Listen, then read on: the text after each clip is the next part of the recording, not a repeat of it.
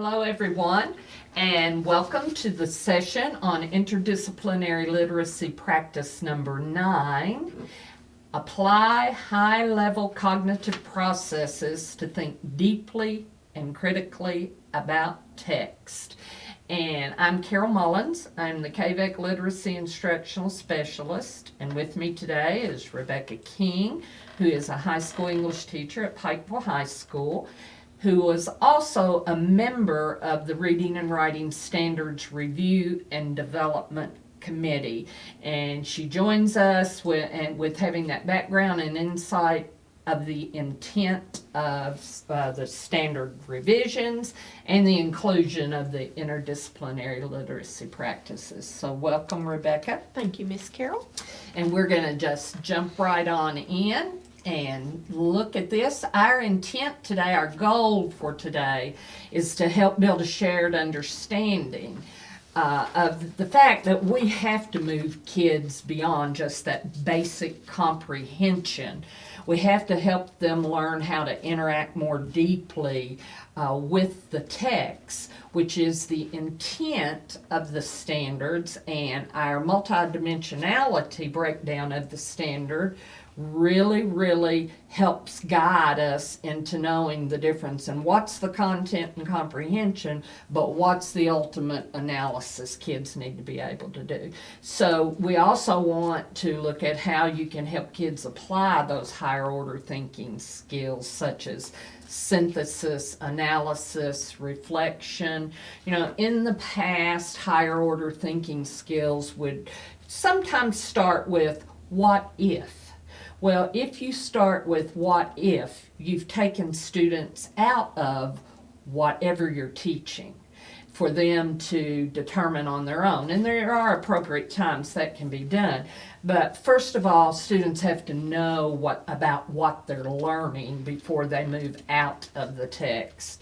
And what I'm saying there is, for example, in an on-demand prompt or task, students are asked to cite evidence from the text and look deeply into it, and in the writing of it, analyze it, and then be able to share how the knowledge that they've learned and maybe how it's changed their thinking about something. Higher order thinking skills are not always what ifs. Right. So, and I'm as guilty, as anyone of thinking that, but our revised standards and the Common Core have brought us back to let's write about and analyze what we're reading about. So let's talk just a little bit about cognition, because high-level cognitive processes, well, exactly what are they? What is the exact definition? What are you meaning when you say high-level cognitive processes? Well, you can see there on the screen, and I don't want to read what's on the screen out loud to you, other than to say, cognitive processes refer to a number of different tasks that the brain does continuously, and you see 6 of them there on the screen. And reasoning and evaluating is where we come to how students show us what they've learned. Cognition and learning, that learning piece is so important, and we know that because that's where our students acquire the knowledge through whatever they're doing, whether it be reading texts, analyzing a portrait, or whatever they're doing. The point is that these two concepts of cognition and learning are almost identical, and they can't be done. They're always done in conjunction. So the cognitive processes exist to help us focus on how to help students.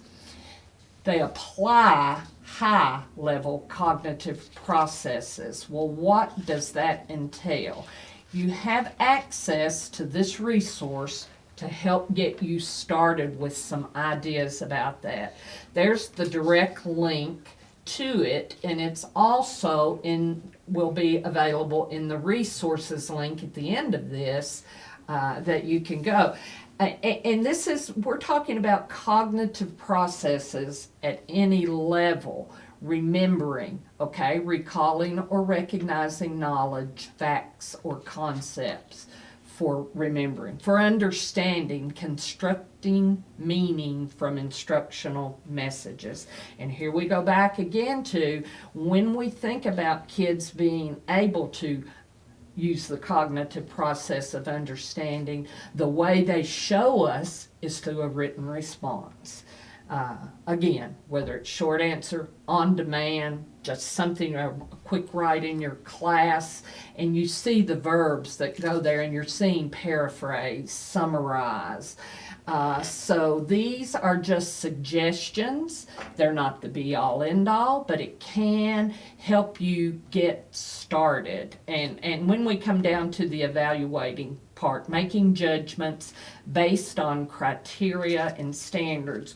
Well, for example, in an on-demand task, the criteria is what they are reading in the text or what knowledge they have and being able to write about it.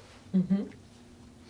So, you have access to this, and I strongly encourage you to take a good look at it, and you can add your own strategies or activities. You notice this says potential learning activities. So this is just a good help get you started handout.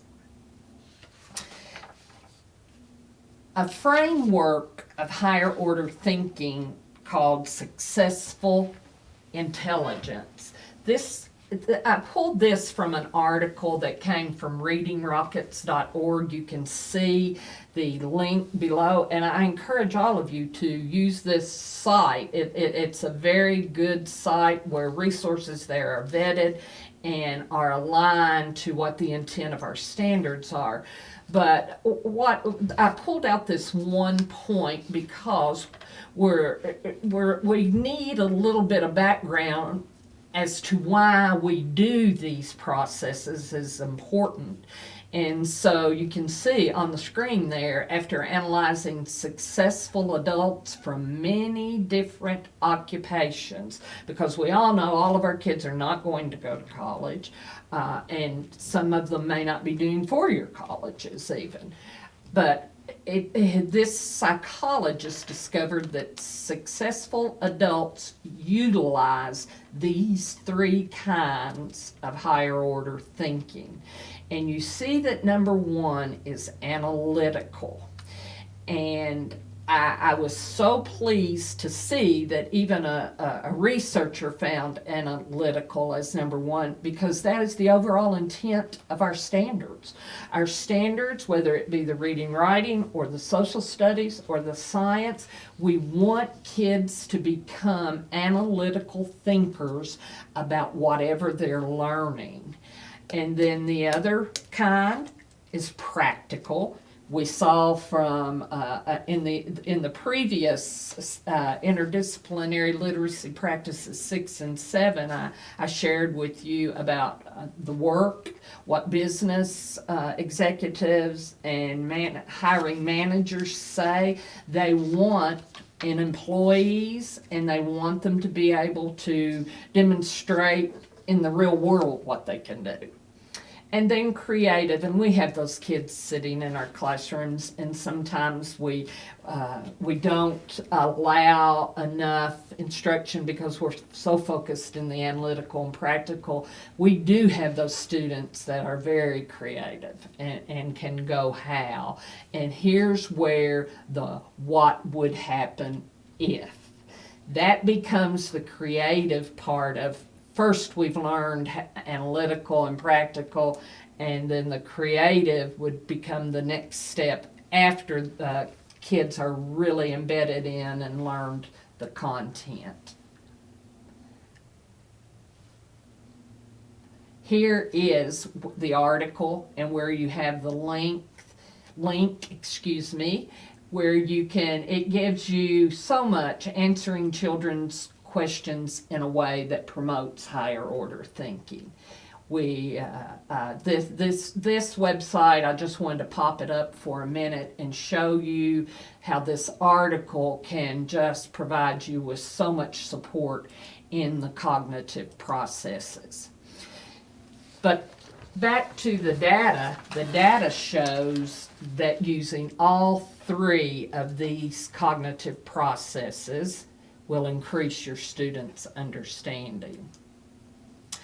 And again, as we've done in previous sessions on the interdisciplinary practices, want to remind you where they are in the Reading and Writing Standards document, and which will give you, this is page 388, possible teacher actions and possible student actions. Again, some more feedback for you and how to help kids apply synthesis, analysis, reflection, and any other higher order thinking skills. Now I'm going to turn it over to Rebecca, and she is going to share with you some strategies that she uses and some information in order to help kids with the cognitive processes. So in thinking about literacy practice number 9 and helping students to engage in a high level of cognitive processes, the lesson I'm going to show you is it kind of targets, or I'm going to show you 3 different, ways that you can allow students an opportunity to engage in literacy practice number 9.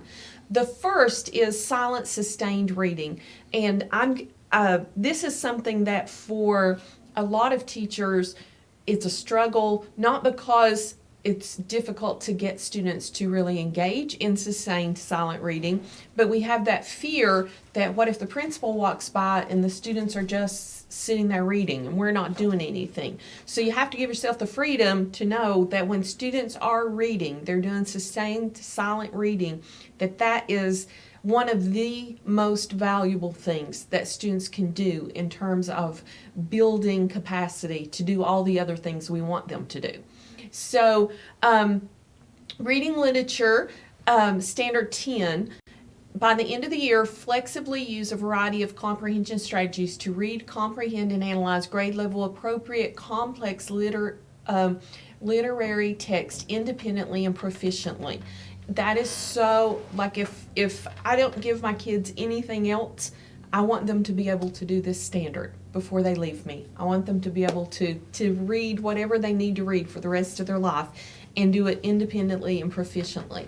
And so this is one of those things that's so important.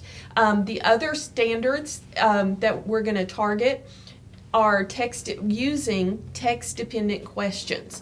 And this, again, is one of those things that a lot of times we feel as teachers, when we're giving students questions, we have to be creative with the questions and give them an opportunity to be creative with their answers. But the reality is you need to keep them in the text. You need to hold them responsible for being able to read that text and pull out the answers to questions that they only get the answer to from reading. So that's important. Reading literature standard 3 is to analyze the impact of the author's choices over the course of a text regarding how to develop and relate elements of a story or drama. So students can't do that unless they can really pull out what's happening in that text. So it's important to give them questions to lead them and guide them to seeing what the author's doing so that they can think about the choices the author's made.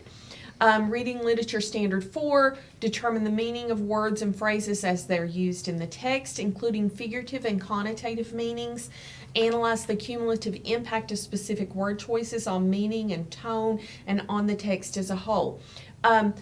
Having students practice, giving them questions that take them right back to a particular passage in the text and have them analyze either the figurative language that's there or the connotative meanings is so important. And I will tell you, that if students practice this over time, it is one of the single most effective ways to prepare them for the ACT reading test. Because on that test, they take students back to specific, it gives you the line number in the passage, and you can go back and find the answer. So giving students an opportunity to engage with text-dependent questions over time, you're just practicing them for the ACT, for a skill that they're going to have.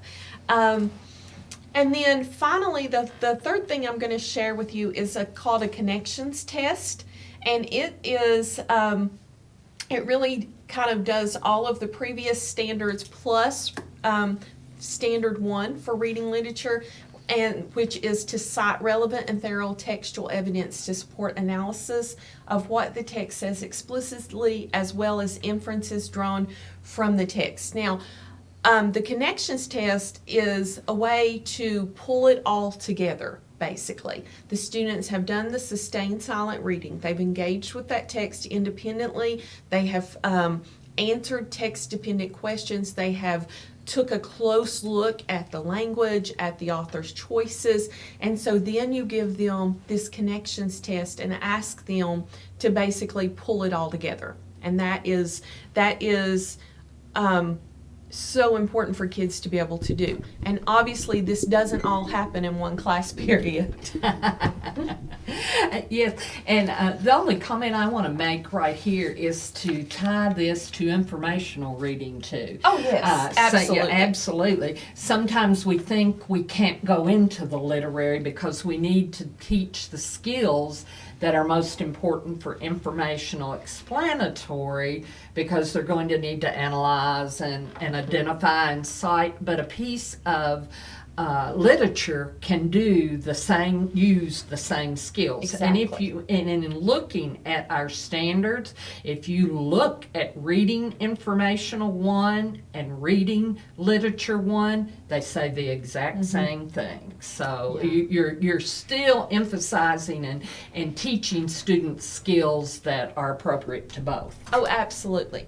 I put literature up here because the examples I'm going to share are from my students' experience with Eli the Good by Silas House. Right, and sometimes kids learn. All of our kids are different types of learners. Sometimes kids will not learn the skill through an informational piece of text, where they will learn it through a literary. So using both, that's why they're both in the standards. Absolutely. So yes, these work with both for sure. So this is generally what I do with Eli the Good is I do this with juniors, regular juniors, and we actually read the text in class. We read the book, not together. I don't read it out loud to them. And I'm not saying that you should never read out loud to students, but reading out loud is a completely different experience for a student than reading silently sustained for 15 or 20 or 30 minutes is a totally different experience than being read to. And students need to practice that independent reading. That's crucial. So what we will do generally is I will assign maybe 2 chapters a day. I don't give a huge chunk because I want them to be able to read it within that class period. And so this example is after reading chapters 2 and 3 of Eli the Good. Please answer the following questions completely. Do not confer with anyone. Now, what I would have done is they would have been reading for probably the first 45 minutes of class, 40 minutes of class, silently. And then when at a certain point, I stop them and I give them the questions. I don't necessarily give them the questions immediately, because what happens if you do is that students have a tendency to hunt and peck for the answers instead of engaging in that silent, sustained reading. So I give them the reading assignment first and the expectation of the reading, then the questions come later. And so you can see the first 4 questions here, those questions are things that take them right into the text. At what time of day did Eli feel as if his mother actually knew he existed? That's basically, you can see it's a quote from the text. There's a particular point where that is discussed. So that's an easy answer. It's text-dependent questions are not about tricking kids or trying to trip them up. It's just about having them go back to the text and find the answers. And then, of course, I always give an opinion question or something to maybe get them to, delve into what they have read. So who's your favorite character so far and why? It's always interesting to me to read the answer to that, because then I can, usually by chapter 3, they've picked a character and they know who they like. So this is text-dependent questions is such an effective way to engage students and allow them to practice literacy practice number 9, because it requires them to read and reflect and come up with questions and answer those questions in writing. So this is text-dependent questions are so crucial. If you're going to give sustained silent reading, you also want to marry that with text-dependent questions, because that builds in accountability. And I've had numerous kids, I've been doing Eli for about 3 years now, and over the course of that time, I've had numerous kids tell me, oh, that's the first book I ever finished, because you made us do it every day, and I had to answer those questions. So accountability, and you're giving them, you're showing them that they can do it. So what I would typically do, and I think I already basically told you this, but 40 minutes of silent sustained reading, 1 or 2 chapters of the novel, 15 minutes to answer those text-dependent questions, and you're just giving them practice at simply finding the answer in the text they've read, and give them 1 or 2 questions which requires evidence and analysis. Ask them some why questions, because any text will have some back information that they could pull to use as evidence. So that's important. So we basically, it takes about 3 weeks to read Eli the Good, and reading it in class every day for the most part, which is not an atrocious amount of time. I mean, if you think about it, for years people have spent 6 or 8 weeks on Romeo and Juliet. So to spend 3 weeks and get through an entire novel and really delve into it is a very valuable use of time, in my opinion. So for the connections test, and I have to give credit to a lady named Barbara Cowan who taught at Pikeville for several years, a long time ago, and she gave me this, and I've used it for many years now and love it.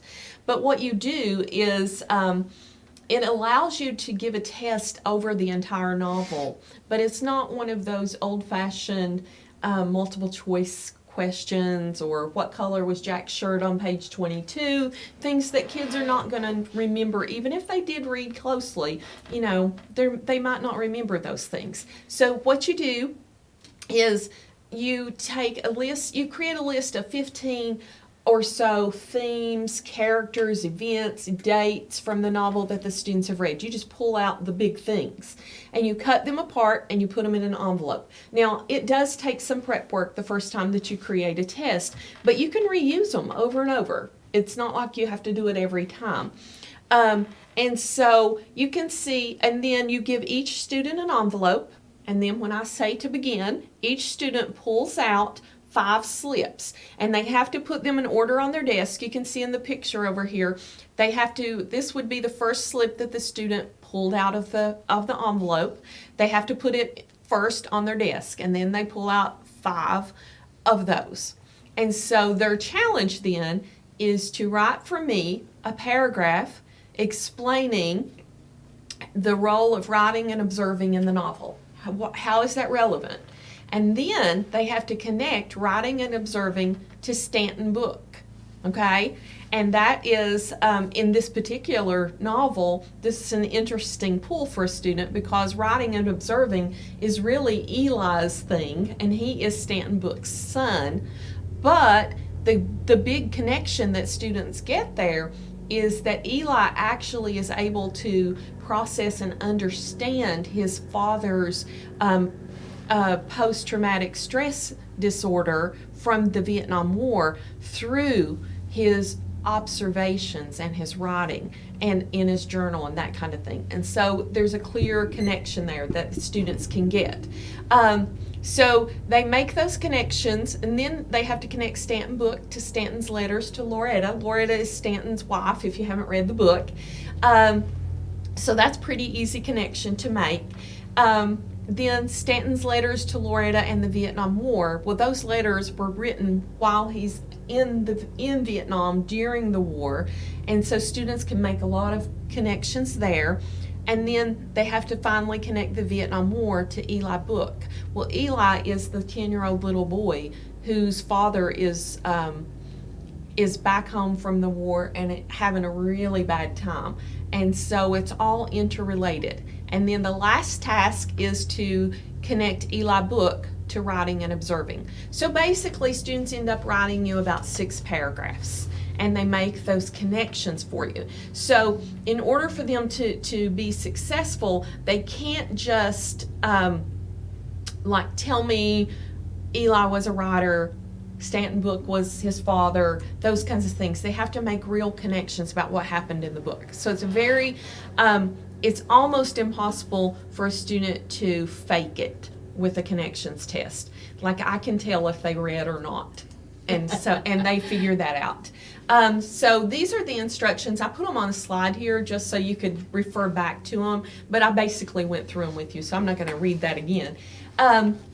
This is an example of a connections test, of a student's response here. Charles Asher was Josie's boyfriend through most of the book. He was a friend of the family's as well and treated Eli as a younger brother. When Josie learns that Stanton is not her father from Eli, after he read Stanton's letters to Loretta, Charles is there to comfort her and help him try and make sense of everything. Charles realizes that Josie acts out because of this newfound information and calls her out on it. "Whose side are you on?" she said, scowling at him. "I didn't know there were sides," he said, "but I'm getting tired of you treating everybody bad and acting like you're something you're not. I love you, Josie, but you're turning into a different person from who I first loved." And so this is not a perfect response, because Josie doesn't in fact learn that Stanton is not her father from Eli. Eli doesn't tell her that. So there's a little bit of misinformation in that part of the response, but the student did a really good job of connecting the Charles Asher to Stanton's letters to Loretta, the impact and her changing in their relationship. So they do make some good connections, though it's not perfect. I can tell, though, that the student has read the book. You know, they maybe didn't get the entire nuance of every little detail, but they definitely have read and understood some things. Now, things that I will tell you also here, in terms of on-demand writing practice, the connections test is it's a real world opportunity for students to write on demand about something which they have read and analyzed and thought about, which is the direction that on-demand writing is going. So they're getting that real practice. They're also getting practice with pulling evidence, and you can see that they've quoted it, they've given the page number. It may not be perfect MLA format, but they have certainly shown that they understand the idea of citing information that wasn't theirs. And so that is also something that students need to be able to do and practice for on-demand writing.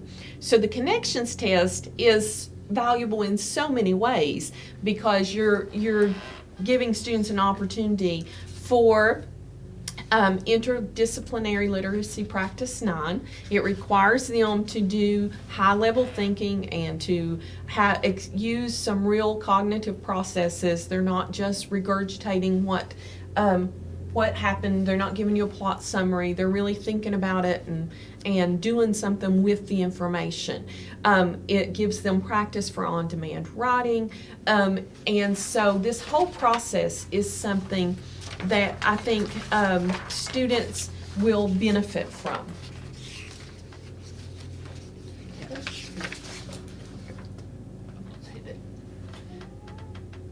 Okay. anywhere. There we go.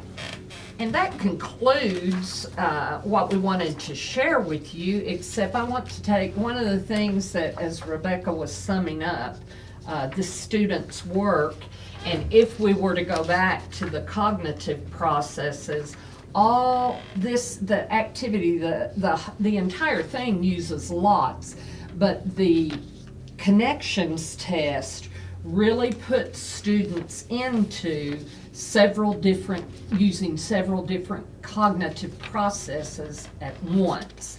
And again, this could be done with informational text. Oh, absolutely. And I think this is a great way. We talk about, especially with lower elementary, read alouds and think alouds, so that kids begin to understand what's taking place in the brain needs to come out your mouth or either be written. This is a higher level of doing that. It's not the teacher necessarily doing an out loud think aloud or read aloud, but having the kids just manipulating those 5 little strips of paper at the cognitive processes they're engaged in. It's amazing. So again, there's the resources link to the Google Drive that has the handout on the cognitive processes for you. It will be right under this video. The link will be on the holler, in the reading, writing, literacy holler. So thank you for joining us today.